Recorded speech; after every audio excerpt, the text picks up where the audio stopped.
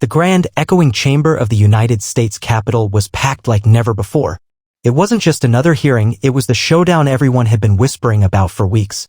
The country had already seen massive political shifts under President Donald Trump's second term, and now the spotlight turned to two of the most iconic women in American politics, Pam Bondi, the iron-fisted U.S. Attorney General, and Nancy Pelosi, the long-standing titan of the Democratic Party.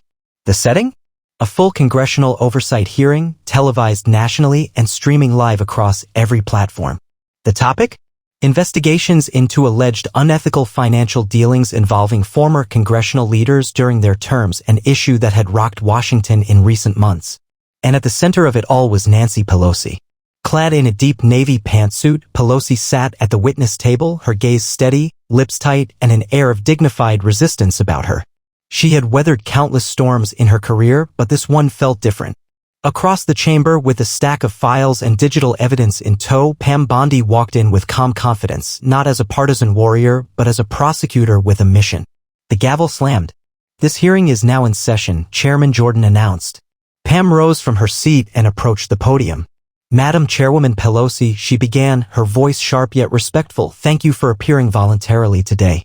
"Ms. Bondi," Pelosi replied coldly, "I trust this won't be a partisan spectacle." Pam smiled. "It won't be. It'll be a legal reckoning." Gasps echoed softly through the gallery. Bondi wasted no time.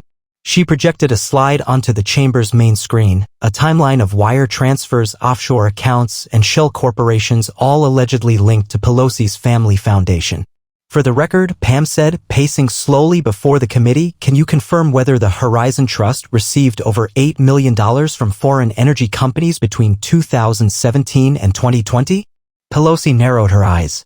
"I cannot speak to every transaction made by the foundation. But it's your foundation, is it not? It's managed by trustees." Bondi cut in smoothly. "Trustees who report directly to your daughter, Alexandra Pelosi. And your name appears on the oversight documents filed with the IRS. Shall I read them aloud?" The silence in the chamber thickened. Bondi held up the document and read. "Executive Oversight, Nancy Pelosi, Chair Emerita, with fiduciary oversight and full signatory access to all trust accounts." Pelosi's composure faltered for just a second. Pam Bondi's voice never wavered. "It appears, Madam Chairwoman, that while Americans struggled during the pandemic, your family trust was booming, with investments in foreign interests tied to Chinese energy, Russian mining, and even entities flagged by U.S. intelligence." Pelosi leaned forward, fingers gripping the edge of the table. "You're twisting facts for political gain." Pam leaned in too, her voice now quieter, but even more lethal. "No, ma'am. I'm prosecuting the abuse of public trust." The room went silent. Suddenly, Bondi played a short video clip. It was a recording from a closed-door fundraiser Pelosi had attended in 2019, where she casually discussed leveraging overseas relationships to create generational wealth. The crowd's laughter in the clip echoed hauntingly against the stone walls of the chamber. "Do you deny this is your voice?" Bondi asked. Pelosi didn't answer. Bondi turned to the committee. "Ladies and gentlemen, this isn't about politics. It's about transparency. The American people deserve to know whether their leaders enriched themselves while preaching sacrifice to the nation." The audience, split between media, lawmakers, and citizens, sat frozen in disbelief. Pelosi finally spoke.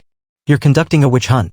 Pam Bondi replied with a cold precision, witches burn when exposed to the truth. The gavel slammed again, marking the end of the first session.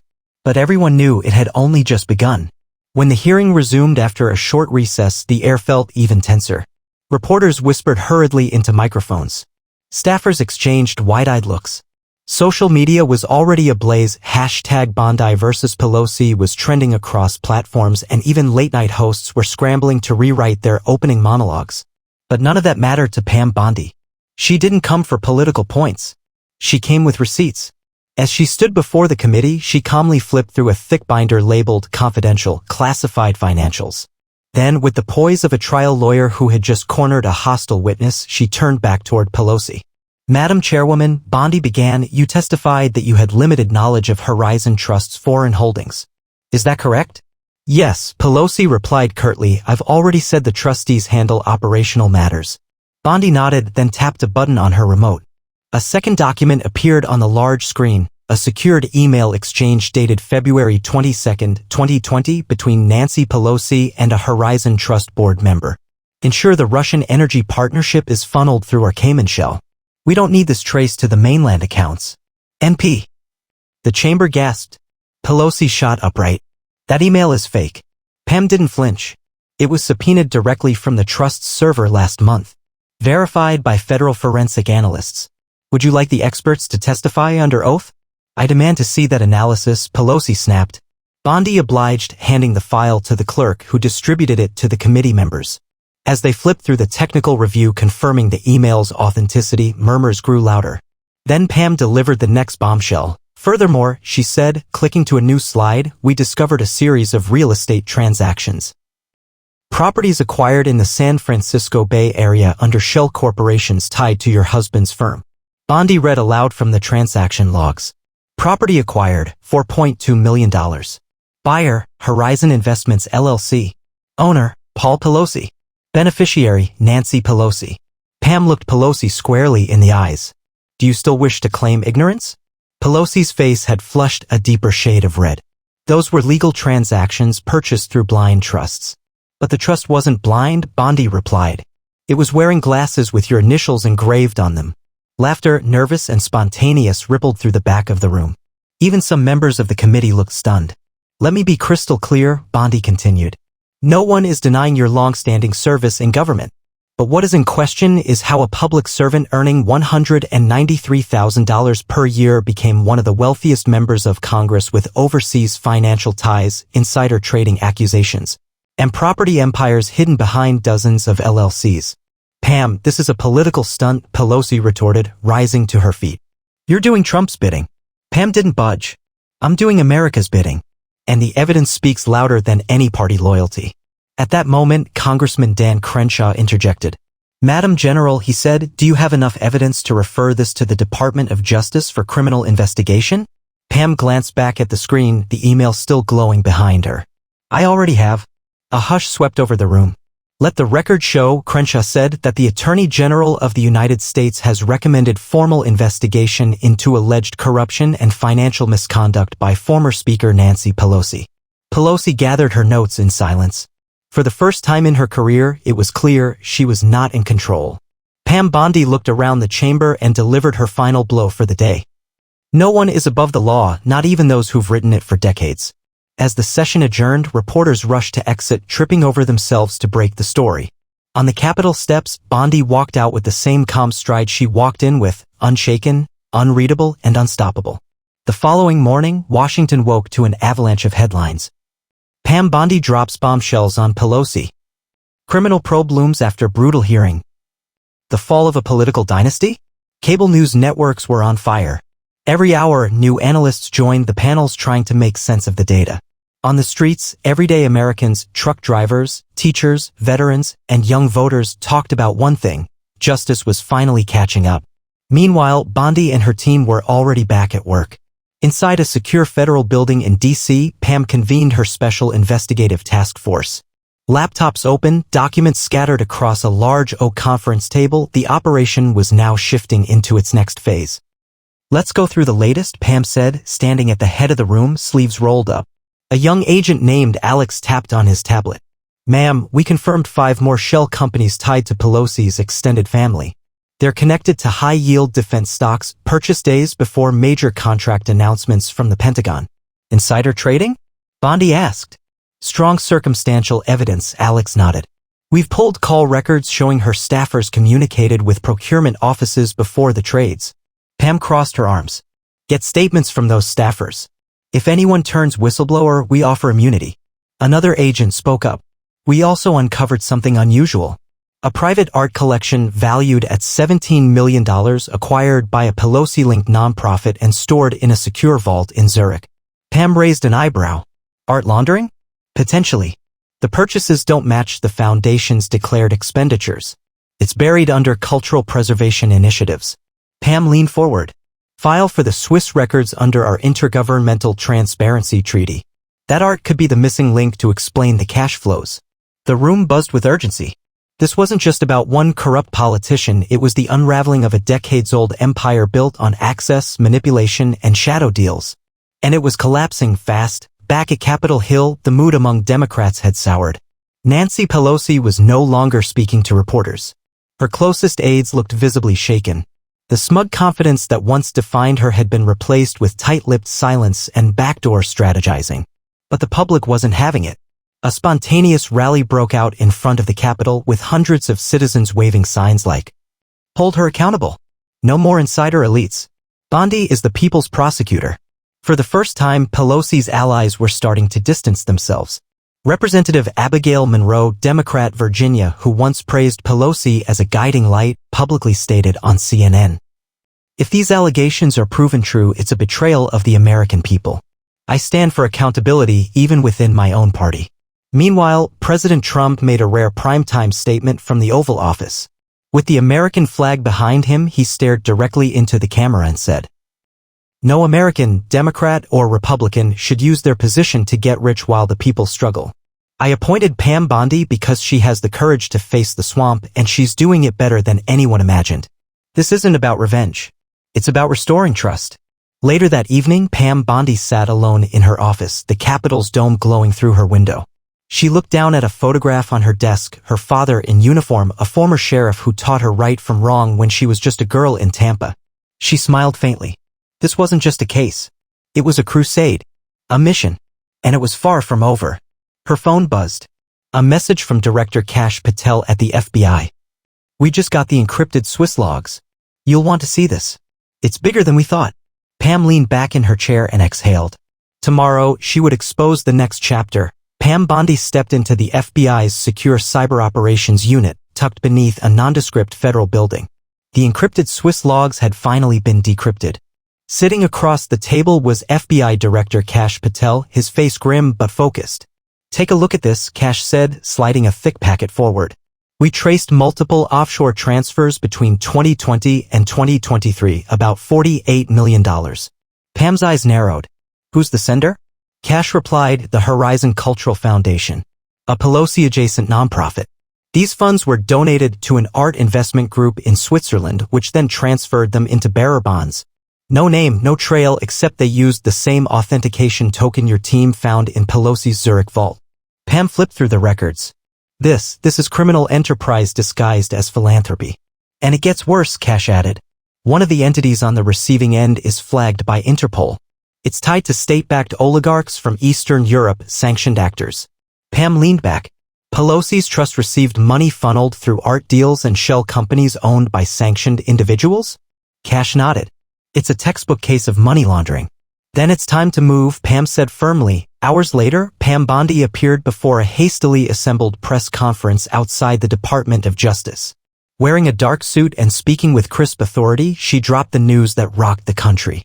Effective immediately, the Department of Justice has launched a formal criminal investigation into Horizon Trust, Horizon Cultural Foundation, and several affiliated entities tied to former Speaker Nancy Pelosi. The investigation includes potential violations of the Foreign Corrupt Practices Act, wire fraud, money laundering, and abuse of public office. "We are also cooperating with Swiss authorities and Interpol in recovering overseas assets tied to this operation." The media erupted. Gasps, camera flashes, shouted questions. It was political nuclear fallout in real time. But Pam wasn't done. This is not about partisanship. This is about restoring faith in public service. Corruption, whether red or blue, will be prosecuted without mercy. Meanwhile, inside Pelosi's D.C. residence, all was chaos. Her legal team scrambled to craft a public response, but it was too late. Networks were airing detailed breakdowns of the money trail, expert analyses were pouring in, and even Democratic strongholds like the New York Times couldn't ignore the heat. One reporter summarized it bluntly. "Pelosi may be remembered not just for her legislative career, but for how it ended in disgrace."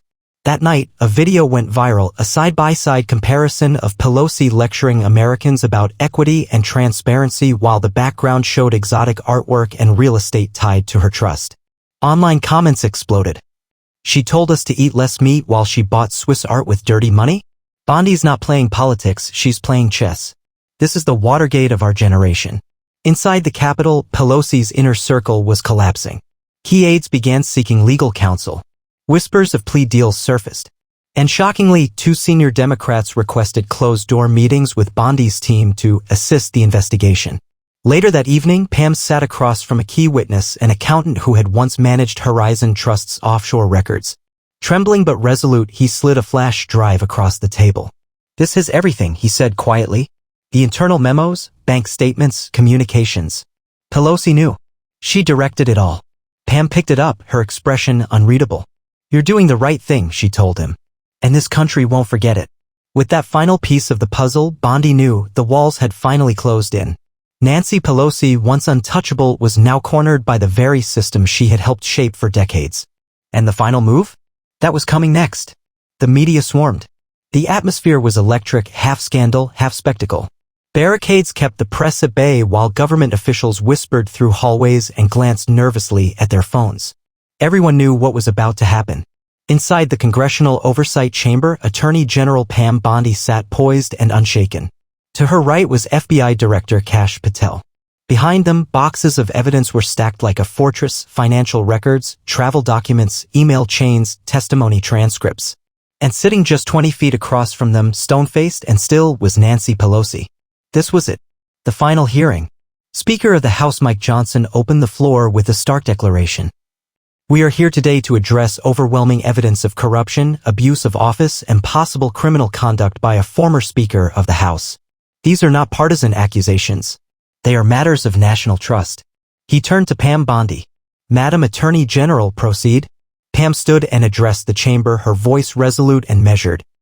"Ladies and gentlemen of Congress and the American public watching at home.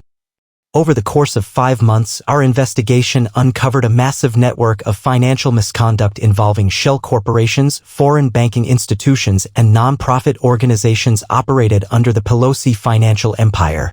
We've traced over $84 million in suspicious transactions, many routed through foreign entities under investigation for international fraud.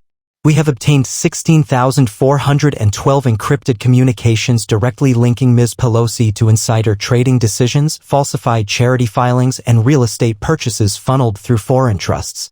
She paused as the room sat in silence. "We've also secured cooperation from 4 of Ms. Pelosi's former staffers, 3 accountants, and 1 executive from Horizon Trust. All confirmed that the Speaker personally approved the laundering mechanisms and authorized deceptive filings. This was not a blind trust. It was a deliberate and intricate scheme to evade accountability and enrich a political dynasty." Gasps echoed across the chamber. A few lawmakers, Republican and Democrat, buried their faces in their hands. Pam tapped her tablet. The screen behind her lit up.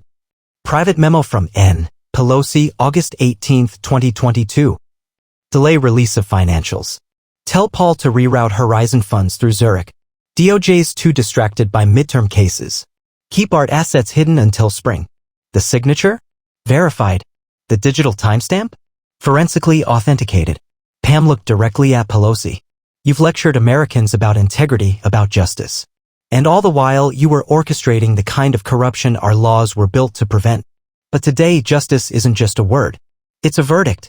Chairman Mike Johnson's voice rang out again. "This committee hereby refers former Speaker Nancy Pelosi to the Department of Justice for criminal indictment on the following charges: conspiracy to commit wire fraud, money laundering, abuse of public office, obstruction of justice, violations of the Foreign Corrupt Practices Act, tax evasion." This committee also recommends a permanent ban on holding future public office. Pelosi's lawyers jumped to their feet, but it was too late. The gavel slammed. Outside the Capitol, chants erupted. "Lock her up." "Thank you, Pam. No more elites above the law." Reporters swarmed Bondi, begging for a quote. She offered only this. "This isn't personal. It's the Constitution doing its job." That afternoon, news broke that the Department of Justice had formally filed criminal charges against Nancy Pelosi. Within hours, the once unshakable titan of the Democratic Party was surrounded by U.S. Marshals and escorted into federal custody. Across the country, Americans watched the footage, many in shock, some in tears, others in celebration. A school teacher in Indiana tweeted, "For the first time, I feel like the swamp is being drained." A Navy vet in Florida posted. Pam Bondi did what no one else dared. She held the powerful accountable. And a young woman from Michigan wrote, "Maybe politics can still serve the people." 1 week later, Pam Bondi's office. The storm had passed. For now. Pam looked out the window at the quiet Capitol dome. Her desk was stacked with new files, cases waiting, names rising. She opened a letter that had arrived that morning. It was handwritten, signed only with 3 words. "Thank you, Patriot." She smiled faintly and whispered, "One down. More to go."